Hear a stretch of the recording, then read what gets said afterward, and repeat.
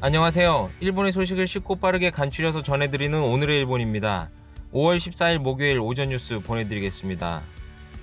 NHK 보도에 따르면 13일 도쿄에서 10명의 감염 발표 등 55명이 확진 판정을 받은 것으로 파악되었습니다.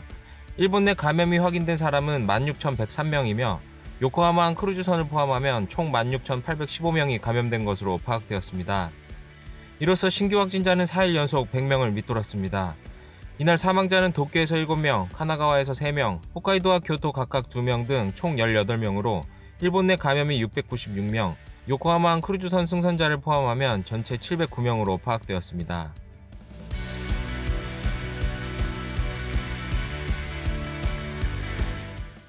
이날 도쿄에서는 10명이 신규 확진 판정을 받은 것으로 파악되었습니다.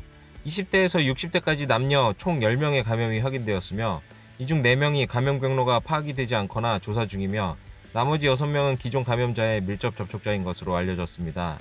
사망자는 7명으로 밝혀져 누적 사망자는 203명입니다. 이로 인해 도쿄는 지난달 7일 긴급사태 선포 이후 신규 확진자 수가 가장 적었으며 11일 연속 100명을 밑돌았습니다. 도내 누적 확진자 수는 4,997명이 되었으며 도쿄에서 발표한 양성률은 5.0%로 알려졌습니다. 다음 소식입니다. 코로나19 바이러스로 인한 긴급사태 선언 연장이 된 지 일주일이 흘렀습니다. 아베 신조 총리는 연장 발표 시 14일 중간평가를 통해 연장 만료를 기다리지 않고 긴급사태 선언을 해제하겠다고 언급한 바 있는데요. 13일 총리관저에서 열린 모임에서 39개 연의 해제 방침을 굳힌 것으로 알려졌습니다. 구체적으로는 13개 특정 경계 도도부현 이외에 34개 현과 특정 경계 지역인 이바라키, 이시카와, 기유, 아이치, 후쿠오카 이렇게 5개 현을 더하여 39개 현으로 알려졌습니다. 아베 총리는 이날 모임에서 만기를 기다리지 않고 해제할 수 있는 것은 국민의 협력의 성과이다라고 강조하였으며 오사카부가 자체적으로 책정한 기준인 출구 전략을 언급하며 우리도 국민에게 알기 쉬운 출구 전략을 설명할 것이라고 말했습니다. 진행 절차는 금일 전문가회의에서 자문 및 양해를 구하고 중참 양원운영위원회에 보고 후 정부 대책본부에서 최종 결정할 예정이라고 합니다. 이에 결정된 사항은 금일 저녁 6시 기자회견을 통해 국민에게 협력을 호소할 예정이라고 합니다. 13개 특정 경계 도도부현 중 상황이 어려운 홋카이도, 치바, 사이타마, 도쿄, 카나가와, 교토, 오사카, 효고 이렇게 8개 도시는 긴급사태를 유지할 방침이며 21일까지 2차 중간평가를 실시한 후 선행 해제 여부를 검토할 예정으로 알려졌습니다. 앞서 말씀드린 바와 같이 선언 연장의 1차 중간평가 및 일부 해제를 앞두고 있는 가운데 13일 정부 전문가 회의에서는 14일에 공표하는 제언안을 정리하였습니다. 제언안의 주요 골자로는 전국 도도부현의 감염 상황에 따라서 특정 경계, 감염 확대주의, 감염 관찰 이 3가지로 분류를 하여 대응하는 것입니다.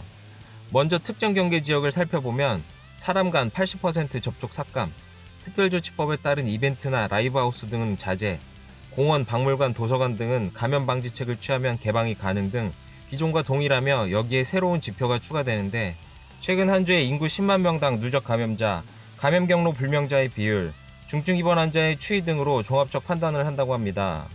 다음으로 새로운 구분인 감염 확대주의와 감염 관찰인데요. 먼저 감염 확대주의를 보면 특정 경계 지역의 지표의 절반 정도에 이르는 것을 기준으로 하며 사람 간 간격 및 마스크 착용 등의 새로운 생활 양식의 철저와 불효불급한 지역 간 이동은 자제, 이벤트 등은 각 지사가 지역의 실정에 맞추어 판단한다고 합니다. 마지막으로 감염 관찰은 신규 감염자 수가 일정 정도 확인되고 있으나 감염 확대 주의에 해당되지 않는 지역이며 새로운 생활 양식의 계속을 요구, 특정 경계와 감염 확대 주의에 현에 걸친 이동의 자제, 재택근무와 시차 출근을 추진, 소규모 행사 등은 감염 방지책을 실시하는 것을 조건으로 인정한다고 합니다. 이게 무슨 차이인 거죠? 설마 이게 정부가 알기 쉽게 설명한다고 한 출구 전략은 아니겠죠? 아닐 겁니다. 오늘 저녁 기대해 보겠습니다. 다음 소식입니다. 오사카부의 요시무라 히로우미 지사는 휴업 요청 등을 해제하기 위한 자체 지표인 오사카 모델이 5월 14일에 달성했을 경우 밤이더라도 단계적인 해제 대상 업종 등을 판단할 생각을 나타냈습니다. 오사카부에서는 신규 감염 경로의 불명자 수, 양성률, 병상 사용률 이 3가지 지표로 판단하여 7일 연속으로 달성한 경우 단계적 해제를 한다고 공표하였는데요. 현재 지표를 계속 달성하고 있어 7일째인 14일까지 계속 달성을 하게 되면 업종별로 단계적 휴업 해제를 하게 됩니다. 또한 요시무라 지사는 코로나19 바이러스에 감염력이 있는지를 조사하는 항체 검사를 실시할 계획을 밝히며 대상 및 인원의 구체적인 내용은 발표할 예정이라고 밝혔습니다. 다음은 안타까운 소식입니다. 일본에서 20대의 스모 선수가 코로나19에 걸려 투병하다 13일 사망했다는 소식입니다. 이는 스모 선수가 코로나19로 사망한 첫 사례이자 30대 미만 연령대의 확진자가 사망한 첫 사례라 더 충격적인 소식입니다. 쇼부시라는 선수명으로 활약해왔으며 일본 스모 10개 등급 가운데 8번째인 산단메인 스에타키 키요타카 선수가 도쿄의 한 병원 중환자실에서 치료를 받아오다 다발성 장기부전으로 사망하였다고 일본 스모협회는 밝혔습니다.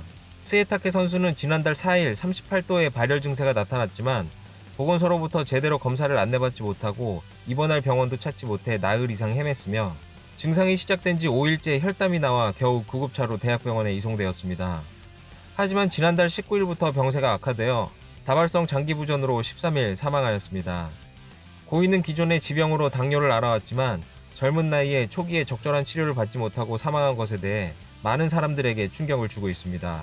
일본 스모협회는 희망자에 대해 코로나19 항체 검사를 실시하기로 하였으며 잇따른 코로나19 감염 소식에 오는 24일 예정된 여름대회인 나츠바쇼도 정부 방침에 따라 취소하였습니다. 다음 소식입니다.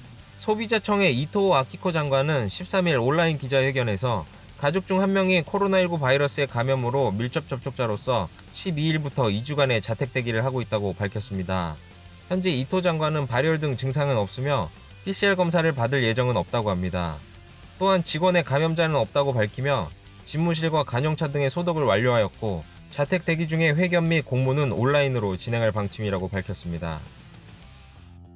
다음 소식입니다. 여당인 자민당의 이즈미다 히로이코 중의원 의원은 13일 검찰관의 정년 연장을 포함한 공무원법 개정안에 중의원 내각위원회 표결에 관해 자신의 트위터에 여당의 이사에게 표결을 강행하면 퇴속한다고 전했습니다라고 게시하였고 심의를 다 하라고 요구하였습니다. 이즈미다 씨는 내각위 소속이었으나 이 트위터의 기고로 인해 내각위에서 제외되었다고 밝혔습니다. 이에 자민당 모리야마 히로시 국회대책위원장은 기자단에 위원회 교체는 자주 있다라고 설명하였고 입헌민주당의 에다노 유키오 대표는 이즈미다 씨의 글을 인용하는 형식으로 여당 안에서 이런 발언을 하는 자체가 매우 용기 있다고 생각합니다라고 트윗하였습니다. 다음 소식입니다. 도쿄도는 하수도에 포함된 코로나19 바이러스의 양으로부터 감염 실태 조사를 13일부터 시작했습니다. 하수도에 코로나19 바이러스가 얼마나 포함되어 있는지 알아보기 위해 미나토구 내에 있는 하수 처리 시설에서 물을 채취했습니다. 채취한 물은 시부야구와 미나토구 등에서 흘러나오는 하수이며 냉동 보존되어 분석하는 방법이 개발되는 대로 바이러스의 양을 살펴볼 예정입니다. 바이러스가 포함되어 있다고 보고 도쿄도는 하수도를 조사하는 것으로 얼마나 확산되고 있는지의 지표가 얻어질 것으로 보고 있습니다. 하수는 도내 15곳에서 채취하여 앞으로 정기적으로 살펴보며 감염 확대의 제2파 징후 등을 파악하고 싶다고 밝혔습니다. 오늘은 마지막으로 일본 진보 언론으로 알려져 있는 아사히 신문의 13일자 사설을 소개해드리려고 합니다. 코로나와 한일 위기를 계기로 협조를 이라는 제목의 이 사설에서는 코로나19 위기를 한국과 일본의 관계 개선 계기로 삼아야 한다면서 즉각 한국에 대한 수출 규제를 철회해야 한다고 지적하였습니다. 그러면서 한국의 방역의 성공 사례 및 의료물자 지원의 움직임에 대해서도 역사 및 정치적 문제에 기인하여 움직이지 못하고 있다며 체면에 구애받지 않고 정보를 공유해 물자를 서로 융통하며 위기를 넘겨야 한다고 호소하고 있습니다. 또한 우선 한국 총선에서 압승한 문재인 정권은 남은 임기에서 대일 정책 부분에서의 대담한 결단을 해야 하며 아베 정권도 작년 결정한 한국에 대한 무역 수출 규제 강화를 철회하고 한국과의 관계를 개선해야 할 필요가 있다고 지적하였습니다. 끝으로 이 위기를 오히려 한일 관계를 리셋하는 계기로 만들어야 한다며 지혜를 짜내달라고 하며 내용을 마치고 있습니다. 참 어찌 보면 안타깝습니다. 물론 역사적 배경을 떠나서 한일 관계가 지금처럼 최악의 관계는 아니었죠. 일례로 2011년 동일본 대지진 당시에도 한국은 수백 명의 구조 인력과 물자는 물론 역대급 최대 성금을 모아 일본에 전달했습니다. 일본 적십자사에만 전달된 금액이 560억 원이었으니까요.